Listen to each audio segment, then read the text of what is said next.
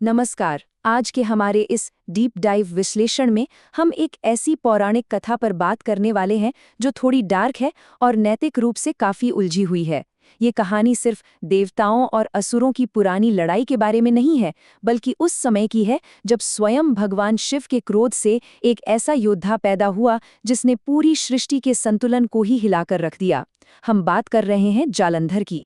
तो सवाल ये है, क्या ब्रह्मांड का संतुलन बनाए रखने के लिए स्वयं देवताओं को भी कोई पाप करना पड़ सकता है? आज का हमारा ये पूरा विश्लेषण इसी सवाल पर टिका है। देखिए, इस कहानी की सबसे दिलचस्प बात यह है ना कि इसमें कोई भी पूरी तरह से सही या पूरी तरह से गलत नहीं है। तो चलिए इस सफर की शुरुआत करते हैं। चलिए सबसे पहले बात करते हैं खंड 1 की, शिव का क्रोध। आइए देखते हैं कि आखिर ब्रह्मांड की वो कौन सी परिस्थिति थी जिसने इस पूरी घटना की नींव रखी। देखिए, हालात कुछ ऐसे थे। एक तरफ थे हमारे देवगढ़, जो अपनी शक्ति और पिछली जीतों के अहंकार में पूरी तरह से अंधे हो चुके थे। उन्हें लगता था कि उन्हें कोई हरा ही नहीं सकता। और दूसरी तरफ असुर, जो लगातार ऐसे विनाशकारी युद्ध कर रहे थे कि पूरे ब्रह्मांड का अस्तित्व ही दांव पर लग गया था। मतलब देवताओं का घमंड और असुरों का अत्याचार, इन दोनों ने मिलकर उस नाजुक ब्रह्मांडीय संतुलन को बिल्कुल चकनाचूर कर दिया। और इसी का सीधा नतीजा था भगवान शिव का जागृत होता परम क्रोध। अब जरा इस टाइमलाइन पे नजर डालिए। शिव के क्रोध से जन्मा एक अंश कैसे इतना महान योद्धा बन गया, ये सफर सच में हैरान करने वाला है। सबसे पहले जन्म। शिव की तीसरी आंख से भड़की हुई एक अग्नि सीधे उबलते हुए समुद्र में जा गिरी और वहीं से एक बालक प्रकट हुआ। फिर बचपन, उसे समुद्रदेव ने अपनाया और युद्ध कला से लेकर कूटनीति तक सब कुछ सिखाया। जब वो युवा हुआ तो उसे अपने जन्म का वो विस्फोटक सच पता चला कि वो तो स्वयं शिव के क्रोध का ही अंश है। और फिर सालों बाद अपनी ताकत को अजेय बनाने के लिए वो घने जंगल में गया और उसने ब्रह्मा जी को प्रसन्न करने के लिए ऐसी कठोर तपस्या की जिसकी कोई कल्पना भी नहीं कर सकता। ये टाइमलाइन हमें दिखाती है कि जालंधर सिर्फ गुस्से से भरा कोई युवा नहीं था, वो एक बहुत ही कैलकुलेटेड और स्मार्ट वॉरियर बन चुका था। अब आते हैं खंड 2 पर, अजेय असुर राजा। ये वो टर्निंग पॉइंट है जहां जालंधर को वो अल्टीमेट पावर मिलती है जिससे वो ब्रह्मांड का सबसे खतरनाक राजा बन गया। ब्रह्मा जी ने उसे जो वरदान दिया ना, उसने जालंधर को युद्ध में पूरी तरह से अजेय बना दिया। लेकिन रुकिए, इसमें एक बहुत बड़ी शर्त थी। जालंधर सिर्फ तब तक अजेय रहेगा जब तक उसकी पत्नी वृंदा की पवित्रता और उसकी अटूट भक्ति भंग नहीं होती।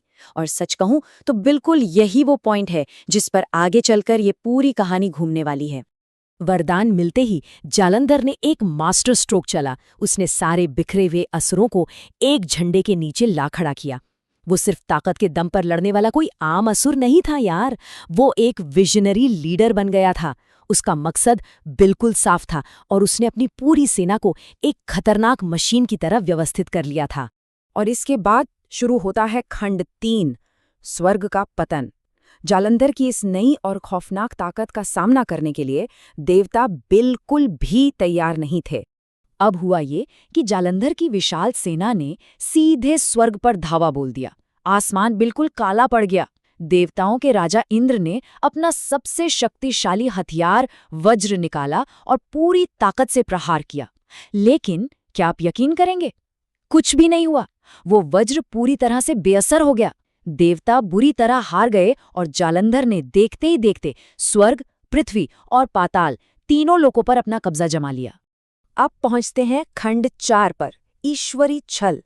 स्वर्ग हाथ से निकल चुका था और देवता एक ऐसी हताश और बेबस स्थिति में फंस चुके थे जहां से बाहर निकलने का सिर्फ एक ही रास्ता बचा था। एक ऐसा रास्ता जिसकी शायद किसी ने कभी कल्पना भी नहीं की होगी। आखिर जालंधर को शारीरिक ताकत से हराना नामुमकिन क्यों था? इसका जवाब है वृंदा। वृंदा भगवान विष्णु की परम भक्त थी। उसकी उस शुद्ध और अटूट आस्था ने जालंधर के चारों तरफ एक ऐसा अभेद्य कवच बना दिया था जिसे दुनिया का कोई अस्त्र भेद नहीं सकता था।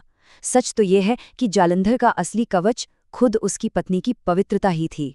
यदि इस सृष्टि को बचाना है तो हमें ये करना ही होगा। भगवान विष्णु के ये शब्द उस भयानक नैतिक संकट को बयान करते हैं जिसमें वो उलझ गए थे। ये बिल्कुल एक ट्रॉली प्रॉब्लम जैसी स्थिति थी। ब्रह्मांड को बचाने की जिम्मेदारी उनके कंधों पर थी और इसके लिए उन्हें एक ऐसा विनाशकारी और छलपूर्ण फैसला लेना पड़ रहा था जो हमेशा हमेशा के लिए विवादों में रहने वाला था। आइए देखते हैं कि एक काले अध्याय का हर कदम कैसे आगे बढ़ा। पहला, जब जालंधर युद्ध के मैदान में था तब भगवान विष्णु ने जालंधर का ही रूप धारण कर लिया। दूसरा, वृंदा को जरा भी शक नहीं हुआ और उसने उस बहरूपिये को अपना पति मानकर उसका स्वागत किया। तीसरा, जैसे ही उसकी पवित्रता भंग हुई, उधर युद्ध भूमि में जालंधर की अजेयता कांच की तरह टूटकर बिखर गई। और चौथा, जब वृंदा को उस भयानक सच का पता चला तो उसका दिल टूट गया और उसने भयंकर क्रोध में आकर भगवान विष्णु को ही श्राप दे दिया। ये एक ऐसा ईश्वरीय छल था जिसने सृष्टि को तो बचा लिया, लेकिन इसकी कीमत बहुत भारी चुकानी पड़ी। अब इस घटना का असर देखिए, जो आज भी हमारी परंपराओं में जिंदा है। वृंदा के श्राप की वजह से भगवान विष्णु पत्थर में बदल गए, जिसे आज हम पवित्र शालिग्राम के रूप में पूजते हैं। और वृंदा, उसने उस गहरे दुख और टूटे हुए विश्वास के साथ खुद को अग्नि में सौंप दिया। लेकिन उसकी शुद्ध आत्मा ने एक नया रूप लिया, पवित्र तुलसी के पौधे का। हम सब जानते हैं कि आज भी भगवान विष्णु की कोई भी पूजा तुलसी के बिना पूरी नहीं मानी जाती। वृंदा का वो बलिदान आज भी हमारी आस्था के केंद्र में है।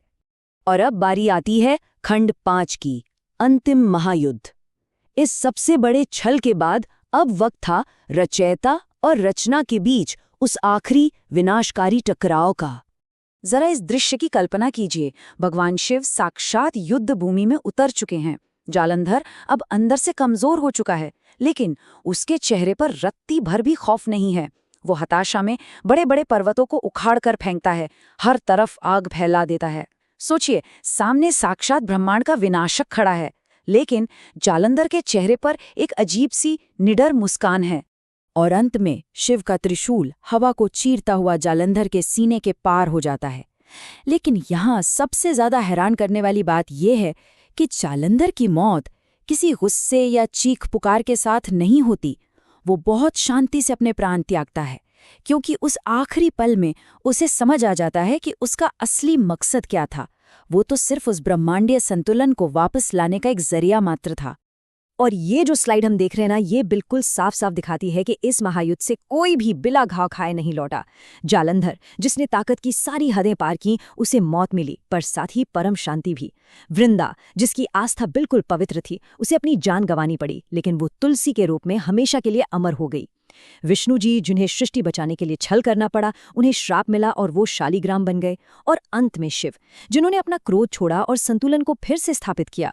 तो इस पूरी कहानी के बाद एक बहुत ही गहरा सवाल हमारे सामने आता है। अगर ये संतुलन कभी भी हमेशा के लिए नहीं टिकता, तो अगला असंतुलन किस नई ताकत को जगाएगा? ब्रह्मांड में शांति और विनाश का ये जो चक्र है ना, ये हमेशा हमें सोचने पर मजबूर कर देता है।